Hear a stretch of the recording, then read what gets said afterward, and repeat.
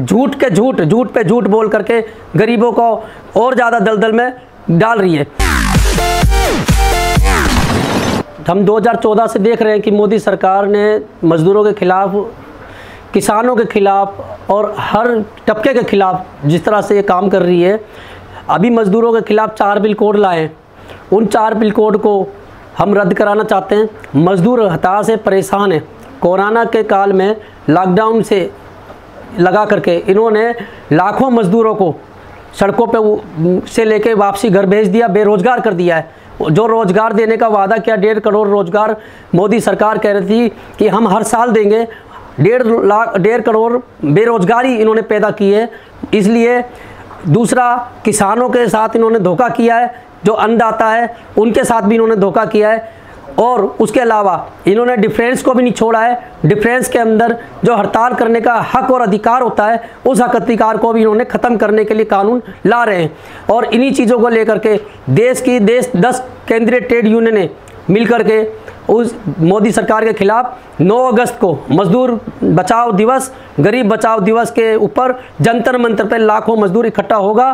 क्योंकि आज मजदूर की कमर की रीढ़ की हड्डी सरकार तोड़ने पे आमादा है और मोदी सरकार झूठ पे झूठ बोल करके गरीबों को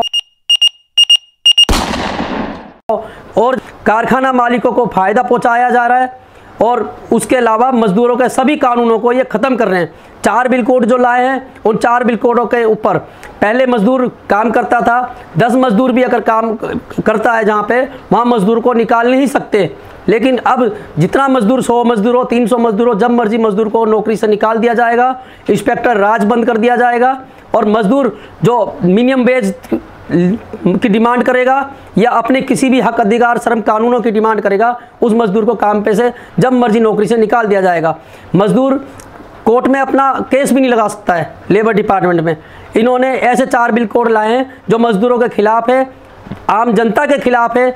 लोगों को रोज़गार नहीं मिल रहा है और लोग भूख मरने की कगार पे आ गए हैं। लॉकडाउन के अंदर भी बुरा हाल था और अभी तक लॉकडाउन के कोरोना आड़ में मोदी सरकार ने मज़दूरों के खिलाफ़ जितने भी नीतियाँ अपनाई हैं वो सब मज़दूर के खिलाफ़ बनाई हैं। इसी के उपलक्ष्य पे और किसानों को लेकर के देख लो आप, किसान आज 8 महीने से सड़कों पर बैठे हैं दिल्ली के अंदर। किसानों की सुनवाई नहीं हो रही है। वो किसान जो अन्न पैदा करता है, उन गरीबों को खाने को मिलता है, और इसके ऊपर सरकार चुप बैठी है। किसानों, कितने किसान इन्होंने अपने शहीद हो गए हैं, उन पे ये चुप्पी लगाए बैठी है सरकार। तो इन सरकार को हम अपनी एटक, दिल्ली एटक की तरफ से भी ये कह देना चाहते हैं कि या तो सरकार समझ जाए, मजदूर के खिलाफ कोई ऐसे ना करे और मजदूरों के पक्ष में फैसला दे। अन्यथा हम 10 केंद्रीय ट्रेड यूनियन 9 अगस्त को जंतर मंतर पर लाखों की संख्या में पहुंचेंगे। ज़्यादा दलदल में डाल रही है। और मजदूर बचाओ, भारत बचाओ, देश बचाओ पे पूरे भारत के अंदर लाख मजदूर सड़कों पे उतरेंगे और मोदी सरकार को अपना फैसला वापसी लेना पड़ेगा। हमने सबने फैसला किया 5 तारीख को और 6 तारीख को अगस्त को हम इंडस्ट्री एरिया में मजदूरों के पास पर्चा वितरण करेंगे। सभी मजदूरों को बताएंगे कि ये सरकार जो कहती है वो करती नहीं है, उल्टा करती है उसके, कि मजदूरों को हम ये दिलाएंगे, मजदूरों का फ़ायदा करेंगे, गरीब लोगों का फ़ायदा करेंगे। आज भी मैं इस देश के अंदर, आज भी मजदूर अपने परिवार को पालने के लिए रात दिन सोच रहा है। खाने को नहीं है उनके पास, राशन नहीं मिल रहा है, मिनिमम वेज जो मिलता है वो भी नहीं मिल रहा है। किसी प्रकार के श्रम कानूनों की धज्जियां उड़ाई जा रही हैं कि मोदी सरकार के जिस तरह चल रही है मजदूर के खिलाफ, इसी प्रकार दिल्ली की सरकार जो केजरीवाल सरकार है, जो कहती है मैं मजदूरों की, गरीबों की मसीहा हूँ, उसने भी मजदूरों के साथ धोखा किया है। और जो लॉकडाउन से कोरोना का आड़ में, जो मैं कहना चाहूँगा, रिक्शा चालक मजदूर हैं, बैटरी रिक्शा वाले हैं, खौके वाले हैं, रेहड़ी पटरी वाले हैं, इंडस्ट्रीज मजदूर हैं जिनका केस चल रहा है लंबो 4 साल 3 साल से, उनके ऊपर उन्होंने अभी तक 1 रुपया देने की रात की कोशिश नहीं की।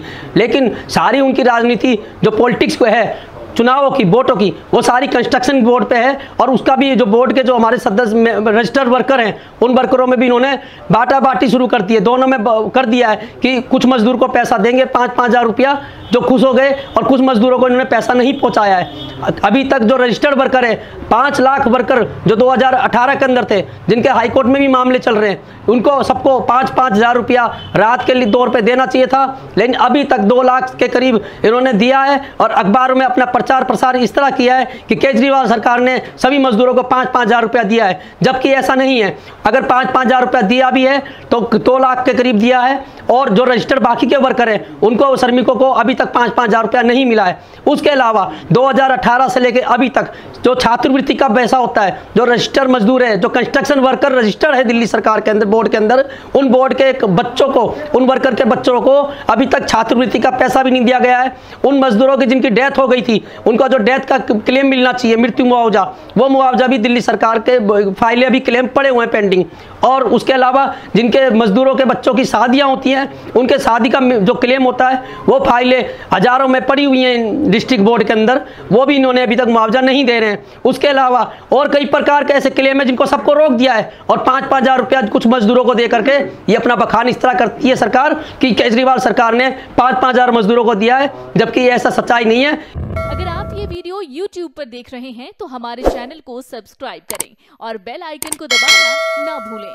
अगर आप Facebook पर ये वीडियो देख रहे हैं तो हमारे पेज को लाइक करें।